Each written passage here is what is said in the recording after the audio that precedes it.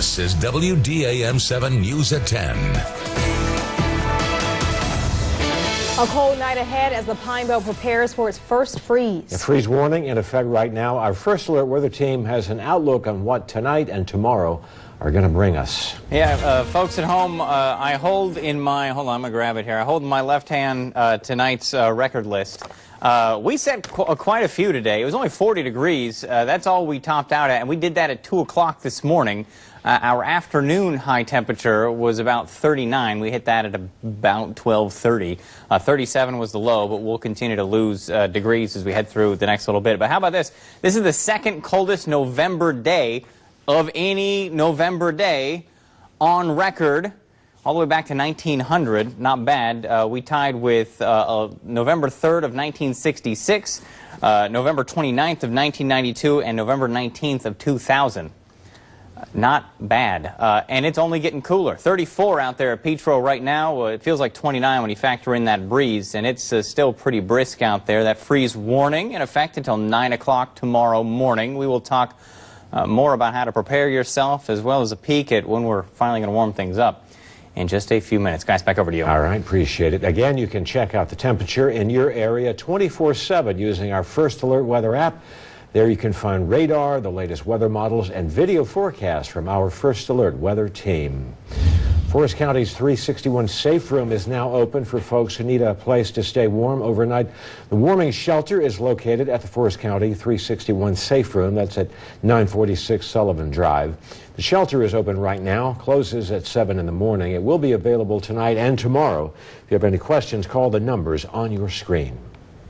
One Pine Belt shelter is making sure that no man or woman goes unprepared for the cold as the temperatures drop. Our Ashley Jackson is on standby in the studio to tell us more about that. Ashley. That's right, Stephen. Carey, I took a visit to shelters in the area and only could find a few throughout the Pine Belt. The one that I found was called the Field House for Homeless, and they are making sure that everyone stays warm this fall. Take a look. As the temperature drops, I came in, it was so cold, and so they gave me a blanket and a sheet, everything. the Field House for the Homeless provides a meal, warm clothes, and a place to stay for people without a home. It's a nonprofit organization ran by volunteers and donations from the community, and its motto is homeless is a seasonal life, not a way of life. It wasn't for the good Lord, I'd probably been out there in the woods, froze to death. Yeah, there was one time I was just sitting outside. It was really, really cold. I just kept shaking. The Field House is an organization where we turn no one down. We have a thermostat we give out. We have coats, hats, shoes, sleeping bags, tents, and being that the temperature is dropping, we're taking a amount of people in. Having a place like this to come to and the people be so nice and kind, and when the world outside just beyond that door is so cold. According to management, the Field House takes in at least 1,000 people a month. I find some love here, the people come here and care about you, and that's an experience in itself. To some, the Field House is their only option. You just take what you can and keep going. And in my case, especially with it being close to freezing tonight. In Hattiesburg. It's scary. Ashley Jackson, WDAM. There was nowhere else I could have gone. On your side. Now, I'm a visual person, so I wanted to give you guys a look in the studio at what the Field House for Homeless gives every person that walks through the front doors. You get a thermal, you get a hat, you get gloves, and a jacket. And right here is the pants that they give you in your package when you come throughout the door. And this is what's going to keep you prepared throughout the cold at night. In the studio, Ashley Jackson, WJAM. On your side, back to you, Stephen Carey. All right, thank you so much, Ashley. New developments tonight in a story we first told you about is breaking news on our app. The identities now released of the two victims killed in the DeSoto County tour bus crash. Now, according to the coroner, 70-year-old Betty Russell and 61-year-old Cynthia Harden of Huntsville, Alabama, were both confirmed dead. Now, 44 others were injured in the crash when the tour bus overturned about 40 miles south of Memphis. The fire department actually cut a hole in the top. Oh, wow. To do some extrication. We had every resource in the county probably respond. It was a team effort by just about every municipality and county EMS department in our county. All injured passengers were taken to various hospitals for treatment, and the DeSoto County Sheriff's Department says highways there are slick and dangerous because of sleet causing multiple accidents. Tonight, a family is torn after their loved one was killed in a cycling accident yesterday in Lamar County. James Dobson had been on the road since October the 1st. And that was the day he left Dover, New Hampshire on a ride to San Diego, California, raising money for Children's Hospital at Dartmouth-Hitchcock. Jessica Bowman spoke to Dobson's family from Maine today as they talked about the man they loved dearly. 3 state troopers knocked on my door and informed me. I don't think it's really hit me. A family more than 1,000 miles away gripped with heartbreak. 32-year-old James Dobson was on a mission cycling cross country. As he documented his trip, he was raising money and awareness for children's cancer research. His mother, Cindy Dobson, still reeling in disbelief. Texted him and told him asked him how things were going. The reason is because those kids don't have an opportunity to make a choice to get out of the hospital. He said, "I'm doing great, Mom. Everything's great." He said, "Don't worry." And I said, "Okay." And he said, "I'll call you." And I never got the call. Dobson's journey was cut short Tuesday when he was killed after being struck by a vehicle on Highway 98 near WPA Road in Lamar County, according to the Mississippi Highway Patrol. Dobson's aunt says his light will continue to shine bright. He just wanted to meet people and go across the country and tell everybody to always be positive. When his ride began, he had a goal to raise $10,000 for the kids at Children's Hospital at Dartmouth-Hitchcock in New Hampshire. He just kept pushing that he wanted to raise $10,000. Now we're almost to $8,000. As of last night, he only had, I think, $1,200. And then when it broke, just people started donating. The family clinging to the only comfort of knowing he wasn't alone during his last moments. We've had people reach out that stopped at the scene and told us they tried to give him CPR, but they said he didn't suffer, so that's a good thing. The gentleman that sat with him, he told me he was with him. He never left his side. I thank him so much because at least I know my son was with someone. He had somebody to be with. Here's some water. Have some water. Well, the Mississippi Highway Patrol says its investigation of the accident is ongoing. To read more about Mr. Dobson's fundraising efforts, check our website, WDAM.com. And we checked out the total of his fundraising efforts just moments before the newscast. At that time, he had more than $13,400 in donations, surpassing his goal of $10,000. And you can help James Dobson's dream come true. We have a link to the Cycling for Kids with Cancer GoFundMe page on WDAM.com.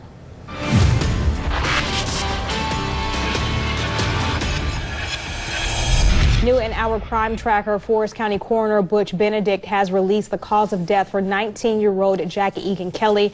Now, according to the coroner, Kelly died from vascular trauma due to stab wounds. Right now, Alex Rivera and Delbert Kennedy III and Clayton King are behind bars on various charges related to the crime. Now, 19-year-old Hayden Calico is still wanted for questioning in the investigation. If you know where he is, call HPD or the number on your screen.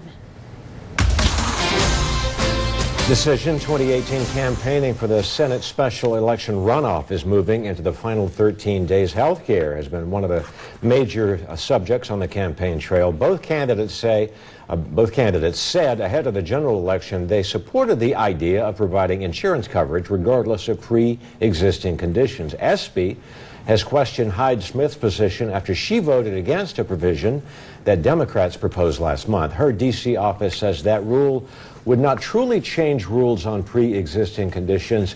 She announced this morning that she has co-sponsored a bill to, quote, protect Mississippians with pre-existing conditions. She has been on record from the beginning as saying any sort of health care plan needs to include a provision for pre-existing conditions.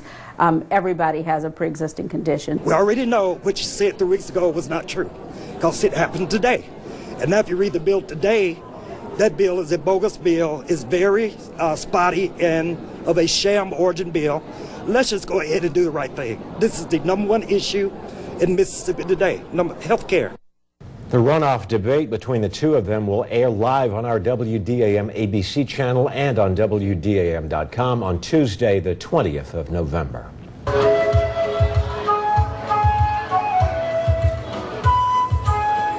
Hundreds gathered tonight to celebrate the life of Aniston Annie Claire Strickland. Annie is the 5-month-old daughter of a Forest County Sheriff's deputy who was born with enlarged kidneys and a non-functioning bladder. Tonight, the Petal Chamber of Commerce and Carter's Jewelers helped organize the Shrimp Boil fundraiser, which had a live band and auction to help raise money for the family. It's important, and finances are difficult always. Whether you've got too much or not enough. It's just a good cause. I'm glad I'm here. The family says that they couldn't believe the turnout and how many people came out to support Annie tonight.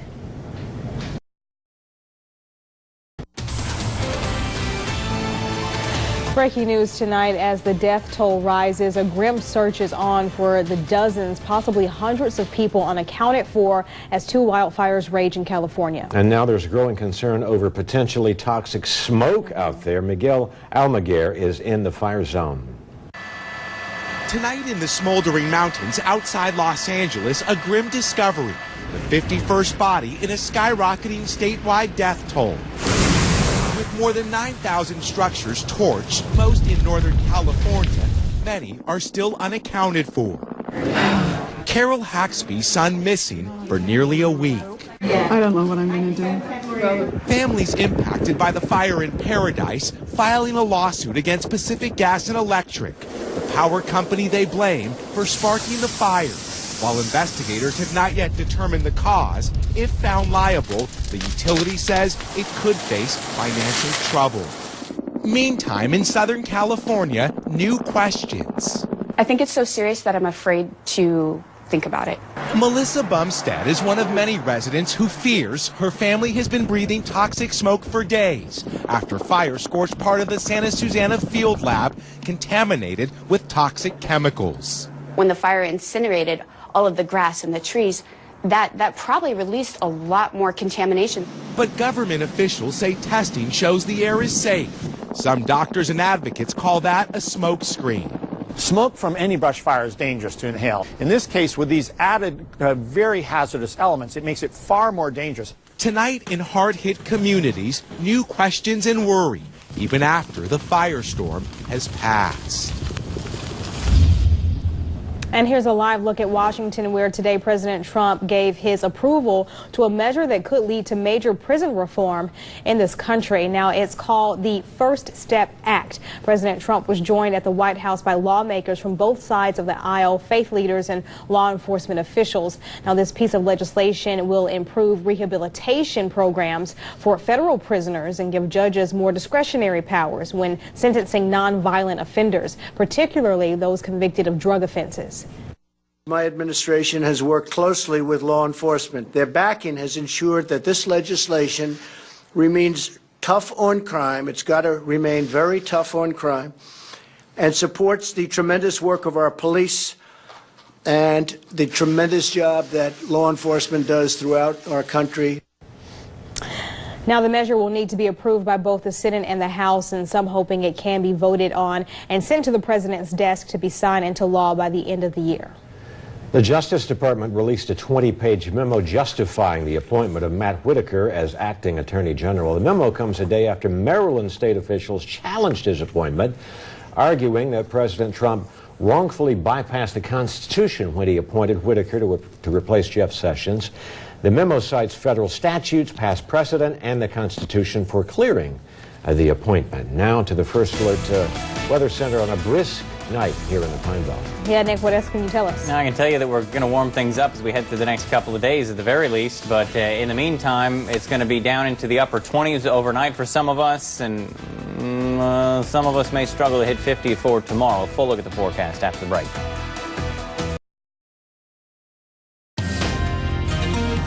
WDAM 7 First Alert Weather. Folks, and welcome back. Starting things off with a look at just how long we're going to be down below freezing for tonight. 9 hours. I think we get down below freezing here in about 45 minutes to an hour, and we'll be there through about 8 o'clock tomorrow morning. Now, this isn't crazy, dangerous cold for tonight. I know the picture may actually be a little misleading. I don't think your fountains are going to end up looking like that, but it is a very pretty picture that Patrick put on here, and I'd hate to get rid of it because it is so gorgeous. Here's another good-looking picture of some frost. I think this is more what we're looking like tonight with temperatures in the upper 20s. It's just going to be for an extended period of time.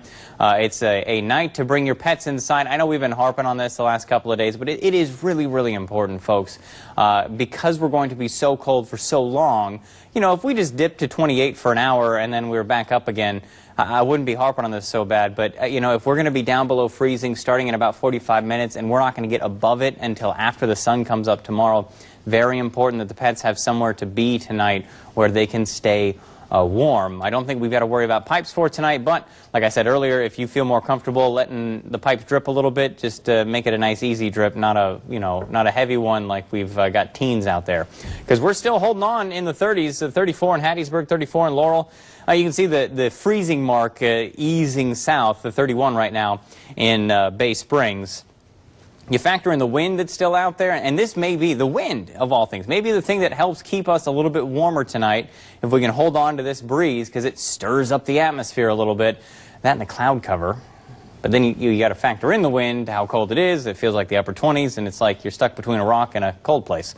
Taking a look at the radar, Southern Pine Electric Radar, all the rain, and most of that's not even hitting the ground, is pushed off to our east. We can zoom it back out. You can see all the snow and the freezing rain and the sleet that's falling across parts of Memphis, out toward Chattanooga, up to Louisville, and back towards St. Louis. All that mess not bothering us. I wanted to show the water vapor to show that there is a back edge to this. And it is making a good, steady push toward us, but until we get into that clearing, that orange area on there, we're not going to cool down much from where we are right now very drastically. For tomorrow, about 50. That's it. With sunshine, so we're back in the sun. That's going to be nice, and we actually hold on to the sun for the next couple of days. Friday, back around 60, back around 65 on Saturday. By Sunday, we're pushing 70 degrees with full-blown sun. We get back into a couple of clouds on Monday and maybe an outside chance for a shower, but after tomorrow, there is a warm-up that's coming. We just have a couple cold mornings to get through tomorrow and the day after, with lows around 30 and being below freezing for about 6+ hours each night, possibly. Then we're dry this weekend. Lows still in the 30s, but the upper 30s, and afternoon highs getting back into the 60s. So for tomorrow, you wake up at 29, get back to 39 by mid-morning, and then the upper 40s into the afternoon. And taking a look at the next 7 days here, notice how dry we're going to be through the next 7. Yes, we've got a casual 10% chance on Monday and Tuesday. We're not too terribly concerned about rain, though I suppose you can't rule out a stray shower. But look at those highs. It's going to feel like summer, getting back to around 70 after waking up tomorrow morning around 30. Sports is next. We'll be right back.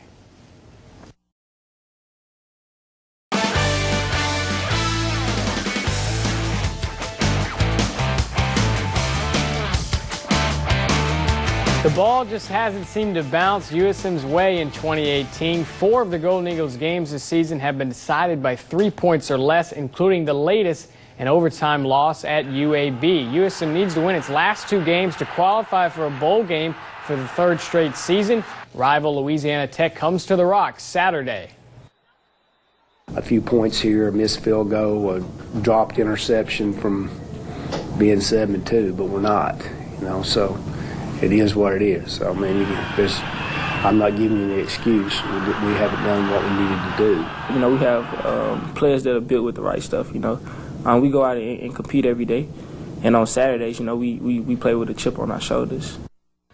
Hattiesburg is one of the best offensive teams in the state, averaging nearly 50 points per game. Opposite the Tigers Friday is West Jones, who surrenders just 8 points a contest. The two clash in the 5A playoffs in 2 days.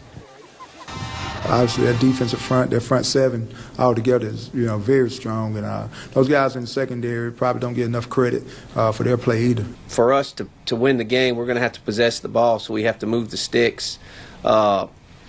Long drives, and then find a way to get the ball in the end zone, not settle for field goals, but get the ball in the end zone and shorten the game a little bit because they're so explosive offensively. If you limit their touches, hopefully then you got a chance later on in the game. Collins met on a football field. It was for the Class 2A South State title. The Tartars took that one and went on to win the state championship. The two meet again Friday night. The winner heads to South State. I know Taylorville going to be ready to play, so it's going to be a big game. You got the number one team from last year, the 2A state championship coming in, and we finished South State, second team to them, so we're going to be ready to play. Oh, yeah, for sure. It's going to be a great game, a great atmosphere. Coach Booth will have those guys ready to play. I mean, it's going to be a tough game for both teams, I think. Lady Eagle basketball on the road taking on South Alabama. Camille Anderson knocks down the three-pointer. She led all scorers with 18 points, but South Alabama would come right back. Savannah Jones, an Ocean Springs native, hits the triple. Lady Eagles suffer their first loss of the year, 77-68. They'll host Samford on Sunday. One young lady who will be playing for Southern Miss one day soon is Morgan Jones, the 6'2" center from Columbia Academy, signed with Lady Eagle basketball Wednesday morning. Well, it's like a lifetime dream. I mean, I've worked towards this since I was little bitty, so it's incredible. I mean, it's amazing. A few years ago, I would have never thought I would have been here. Southwest Bears became Golden Eagles Wednesday afternoon. Denaje Harris and Jay Malone both signed with Southern Miss basketball. Harris currently averages 13 points and 11.5 rebounds for the Bears. Malone leads the team with 15 points per game. In Summerall's, Billy Garrity signed with Southern Miss baseball Wednesday morning. Garrity enters his senior season after hitting a team-best 8 homers for the Bobcats last year. It wasn't too long ago Trey Sutton signed as a shortstop with Southern Miss out of West Jones High. Years later, the head coach of the Mustangs sees his shortstop Dustin Dickerson do the same. My coach went there, Hall of Famer, superstar, and just right in the backyard, and all my friends and family can come play. Maybe I can do a little bit better than him. Having played here and graduated from here and played shortstop here and wore number 5 here, it's a lot of funny similarities. Thinking back to the day I signed to go play down there, so it was kind of cool to see. Emma DeSantis often drives 4 hours a day to train gymnastics. All that driving and hard work has paid off Wednesday as the South Jones Braves signed with the University of Alabama. This has been my dream since I was a little girl. I've been going to Alabama gymnastics camp since I was 7 years old, and it's just always been my dream, so I'm very thankful for this opportunity. Finally, a huge signing day for PCS. Holden Dyke signs a baseball scholarship with Meridian. Jillian Ryan is headed to Ole Miss to play soccer. Mary Moore Widemeyer inks with PRCC softball, and Kenneth Stewart earns an archery scholarship to William Carey. Pretty excited. It's been my dream for a while to go play in the collegiate level, so I'm really excited. It's so special. I've been thinking about playing college soccer ever since I was little, and so now that it's actually happening, I'm just so excited. I'm super excited for today. I've been waiting for this for a really long time. Super thankful for this opportunity that I've been given, and I'd love to thank my parents and coaches that have gotten me to this spot right where I am. Hard work and dedication definitely pay off. Don't give up because you can achieve what you're going for. Kaiser Booth finds the end zone for Jefferson Davis. The Jaguars visit Columbia in the playoffs Friday. That'll do it for sports. And taking a look at the next 14 days, 49 for an afternoon high tomorrow, though overnight tonight, we're probably going to start to get down to around freezing across the area over the next 45 minutes to an hour. And then we're going to be there through about 8 o'clock tomorrow morning. A freeze warning is in effect because of that. We may get another freeze warning tomorrow morning. We'll have to wait and see what the Weather Service does with that. But tomorrow afternoon, at 49. The day after, back at about 58, 59, 60. The day after that, back to the mid-60s, then around 70. You see where we're kind of going with this. All right. Thank you so much in weather. Thank you in sports. Thank you guys. We appreciate you.